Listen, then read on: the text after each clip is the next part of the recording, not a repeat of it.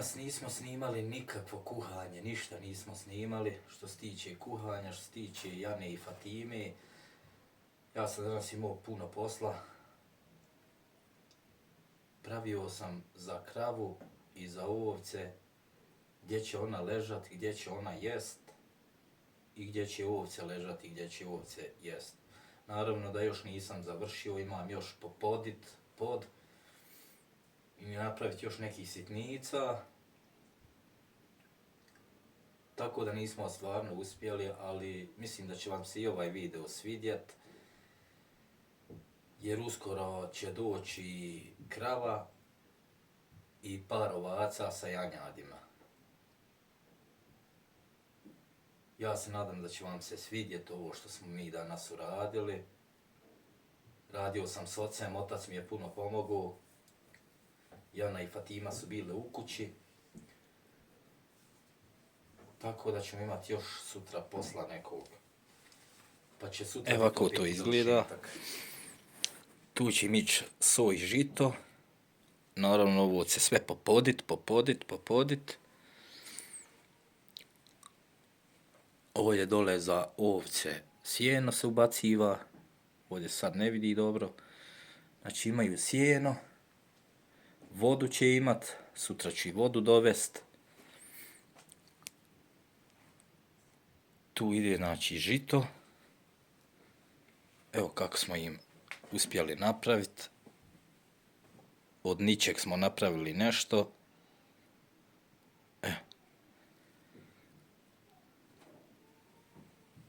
Znači to je za ovce i janjad. Ima prostora sigurno neka 3 metra, sad 2,5 sigurno.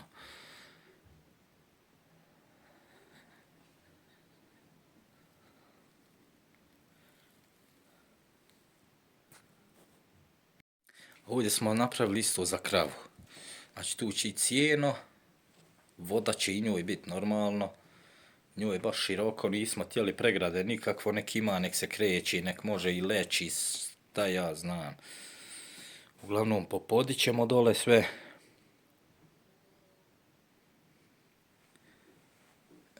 Kako to izgleda?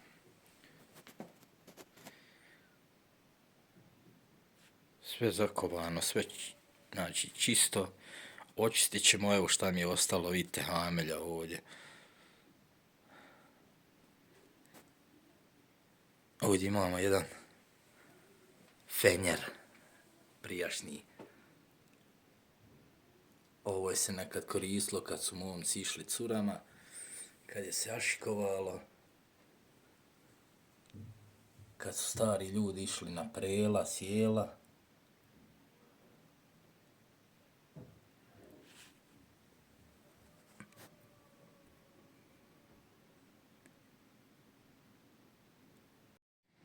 Evo ovdje smo mi sebi uzorali malo da imamo sebi špinati, salati, malo krompira, malo luka. Eto, tu ćemo posijat nešto.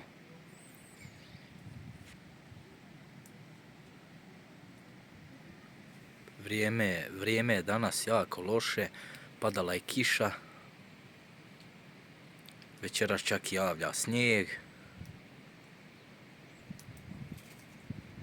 Već ne puše više jugo, nego puše hladan baš vjetar sjeverac.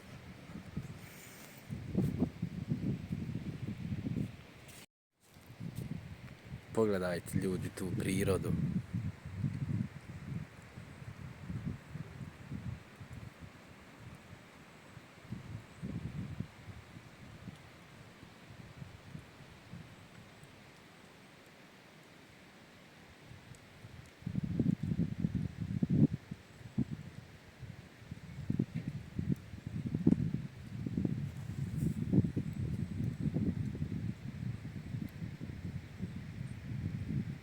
Pogledajte kako je lijepo.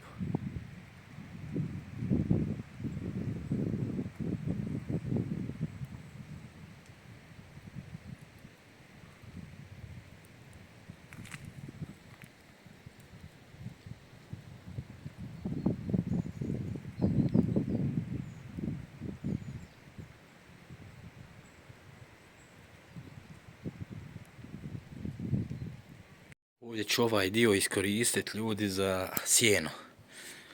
Kad dođe sjeno u balama, da se može složiti, pošto tu ne kisne, da ovdje imam samo prohodan put za koke. A ovdje isto ću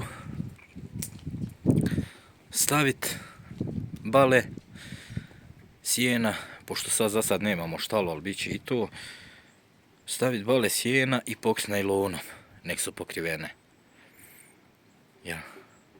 Pošto ću ovdje odmah ulaziti unutra kravi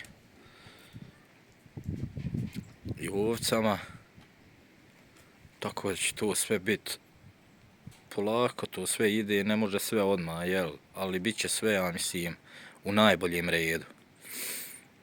Ja vas puno pozdravljam i puno vam hvala što ste tu uz nas, što nas pratite, hvala svakom novom pratitelju našem, hvala i starima koji su tu od našeg samog početka, isto hvala vam na gledanosti, hvala vam što nas podržavate, što lajkujete, što komentarišete. Eto, tu su tamo koke, tu su nova jaja, danas smo već brali 3 puta jaja. Promijenili smo malo i hranu, pa su počeli da bolje nose. Baš je hladno, cijeli dan sam vani. Sad idem u kuću malo sa ženama, djecom. Ljudi, zaboravio sam još da kažem, hvala puno ljudima koji komentarišu i ženama naravno koji komentarišu, koji nam daju nove ideje za nove recepte. Imamo baš puno pitanja, tako da ćemo ići s novim jelima, s novim receptima i te osobe će biti označene u našem videu kad se napravi, pa nek onda komentarišu da li je to, da li je nešto treba promijeniti, nešto izmijeniti.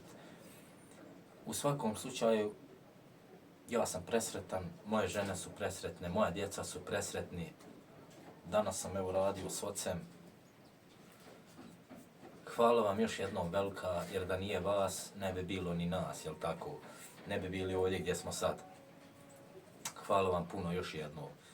Ja vas sve pozdravljam, želim vam puno sreće, puno zdravlja, želim vam da ste uvijek nasmijani sa vašim najmilijim ljudi, sa vašim ženama, djecom, majkama, očevima, braćom, sestrama. Znači, samo tražite od Boga zdravlje, jer kad ste zdravi, onda se sve može. A kad ste bolesni, onda vi gledajte i čekajte ko će vas nazvat i ko će vama pomoći. Sve dok ste zdravi, dok imate 10 prstiju, vi možete sebi organizovati danas hranu za sebe i porodicu. Volim vas puno, ljubim vas. Hvala vam još jednom na svemu. Ovo hvala što ja govorim, to je ništa na osnovu onog što ste vi meni dali. Dali ste mi gledanost, svakim danom smo sve gledaniji. Dali ste mi podršku i vi ste moja braća, moje sestre. Ljubim vas, volim vas.